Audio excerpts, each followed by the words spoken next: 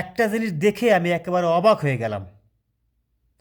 বাংলাদেশে থাকা অবস্থায় যখন নাকি আমি মেমোরি কার্ডের ভিতরে গান ডাউনলোডের ব্যবসা করতাম, আমার কম্পিউটার থেকে যখন নাকি আমি মানুষের মেমোরি কার্ডের ভিতরে গান ঢুকাইতাম, তখন বেশিরভাগ মানুষই এসে বলতো কি, ভাই শরীফুদ্দিনের গান দেন। আর এই শরীফুদ্দিনের গান আমি ডাউনলোড করতে করতে মানে মানুষের মেমোরি কার্ডের ভিতরে ঢুকাইতে ঢুকাইতে আমি প্রায় 3 থেকে 4 লক্ষ টাকা কামাই করছি আমি সেই সময়ে। আর এই শরীফুদ্দিনের গান ছাড়া ড্যান্সের গ্রুপ জমতোই না, প্রতিটা বিয়ে বাড়িতে ওর গান বাজতো। আর এখনও ইউটিউবে সার্চ দিলে গানে ভইরা যায় শরীফুদ্দিনের। আর এই শরীফুদ্দিনের অবস্থা আজকে এইরকম কে? আপনারা যদি কেউ জেনে থাকেন অবশ্যই একটু কমেন্ট করবেন। মনে হয় যে ওর মতো গরিব মনে হয় বাংলাদেশ আর কেউ নেই।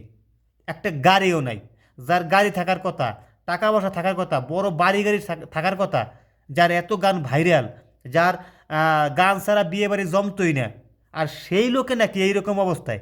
যদি আপনারা কেউ জানেন এই সম্পর্কে অবশ্যই একটু কমেন্ট করবেন।